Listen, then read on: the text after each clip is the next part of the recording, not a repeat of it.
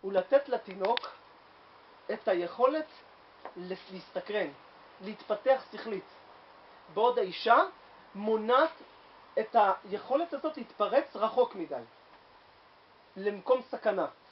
ראיתי פעם, שלחו לי, זו בדיחה כזאת, על גבר, זה נראה ככה.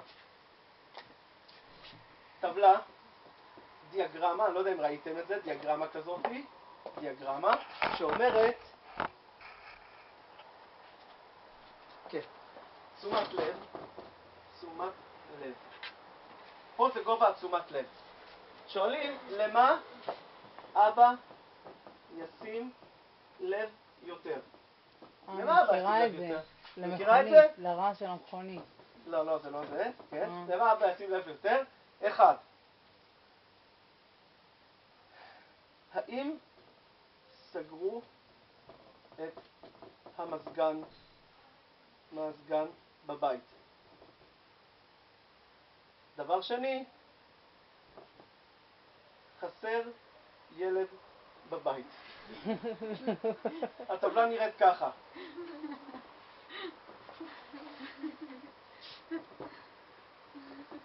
גבר תמיד יגיד, החלון פתוח, למה אתם פותחים את המזגן? אבל שעות הוא לא ישים לב שאין ילד בבית. אישה בדיוק הפוך. אין סיכוי שהאישה לא תשים שאין ילד בבית. אתם מבינים את המערכת? ככה זה גברים. גבר, בגדול, אני אגלה לכם סוד. כל שאני הכרתי לפחות. גבר בגדול מחפש אישה שהיא ילדה אימא. מה זאת אומרת? בגמרא כתוב, כאשר גבר מחפש מסכת יבמות סמך ג' א'. מסכת יבמות מסכת ג' א', סמך ג' א' אומרת ככה, נחי דרגה נסי בידתה. אתה רוצה לשאת אישה? תחפש דרגה פחותה ממך. לא, זה לא מעליב, אל תדאגו. אני אסביר לכם למה. וזה מניסיון חיים, זה ככה. אישה, גבר רוצה שהיא תעריץ אותו, ואם אישה מרגישה שהיא לא מעריצה אותו, היא תעזוב אותו. ואני ראיתי מקרים רבים כאלה. רבים כאלה שאישה קרייריסטית התחילה להתקדם, והגבר נשאר מאחור, והיא לא רצתה אותו יותר. הוא שיאמם אותה. רבים כאלה מקרים ראיתי.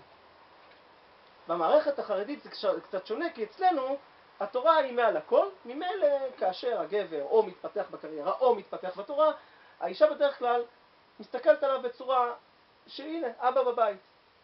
הוא רוצה מישהי שתסתכל עליו. אני מצאתי איזה מכתב, אספר לכם סיפור אישי, מצאתי מכתב לא מזה, אני מסדר את הבית, אני עובר דירה עוד מעט כנראה. אני מסדר את הבית ואני מוצא כל מיני דברים ישנים, מכתבים. אחד המכתבים מצאתי מכתב שכתבתי לחבר כשהייתי חילוני, ואמרתי לו, אני מאחל לך למצוא אישה, כן, שתסתכל עליך מלמטה ואתה תסתכל, ואחר כך תסתכל לך גם מלמעלה. הכוונה שלי הייתה בזה, בואו אני אסביר לכם, שאני תמיד מדבר על זה, תמיד אומר שגבר הוא ילד. הוא ילד. אישה היא אישה מגיל צעיר כבר. גבר הוא ילד. מה זה ילד? כשהוא ילד קטן, הוא הולך לארגז החול, משחק משחקים, רב עם ההוא, רב עם הזה, תביא לי את הקוביה, תביא לי את זה, הולכים מכות, הוא חוטף מכה והוא מתחיל לבכות. למי הוא הולך? למי הולך? לאמא. לאמא, איזה לגננת השתגעה. לאמא. אמא, רבתי איתו, הוא גנב לי, וזה, מה אמא עושה? בטאפורית, אני אומר, שמה את הראש שלו על החזה שלה, מלטפת אותו ואומרת, אל תדאג, מחר יהיה יותר טוב. הוא קם מחר, מה קורה מחר? הוא הולך לארגז החול, עוד פעם רב עם מישהו. תביא לי את זה, תביא לי את זה, תביא לי את זה. ילד, גבר הוא ככה גם כמו ילד קטן. הוא יוצא לעבוד, רב עם ההוא, רב עם הזה, טלפונים, זה, גבר, משחק אותה גבר, זה, מחליף פנצ'רים בגלגל, איזה יופי, גבר, חזק, וזה, חוזר הביתה, מה קורה? הוא עייף, כולו סחוט, רגשי, ההוא רב איתו, מספר לאשתו, מה הוא רוצה שהאישה תעשה? אתם יודעות מה? הוא האמא, שתשים את הראש שלו על החזה, תלטף אותו, תגיד, אל תדאג ממי, מחר יהיה יותר טוב. זה הדלק של גבר, זה הדלק שלו. דלק, זה דלק. אם אישה לא תעשה לו את זה, אחרי כמה שנים הוא כבר ככה. סחוט, אין לו כוח לריב כבר, אין לו כוח לעבוד. משפחות מתפרקות בגלל זה, אני אומר לכם. אין לו כוח. האישה היא המנוע שלו, הדלק שלו, היא החיים שלו.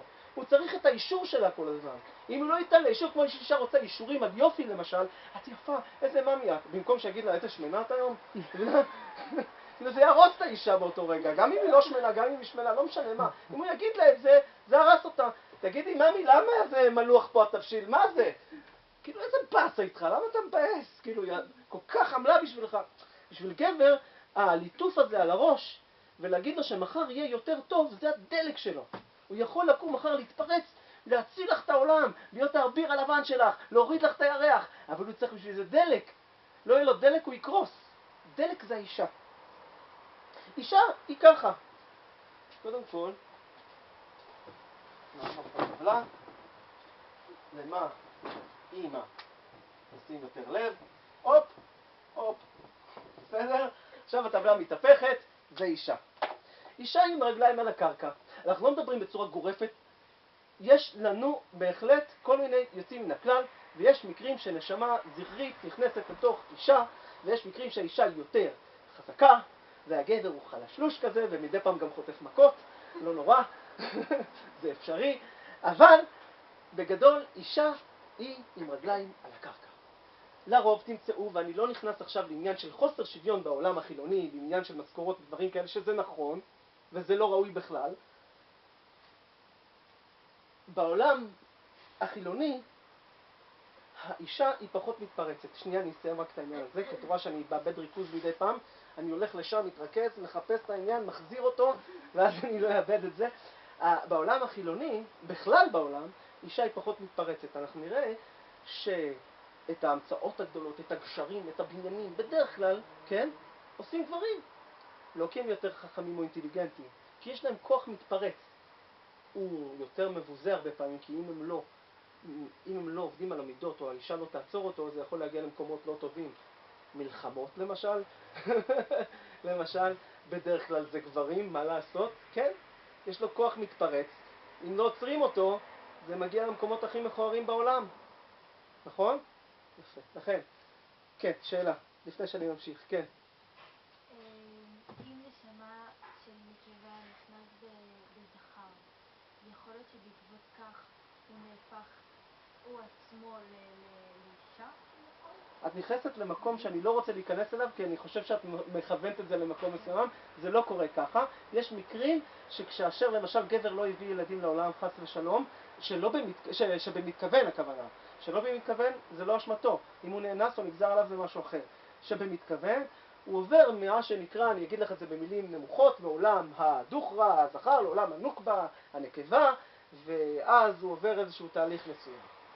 אני לא נכנס, זה שטח שמצריך שיעורים בפני עצמה. תרשי לי לדלג? אישה ממשיכה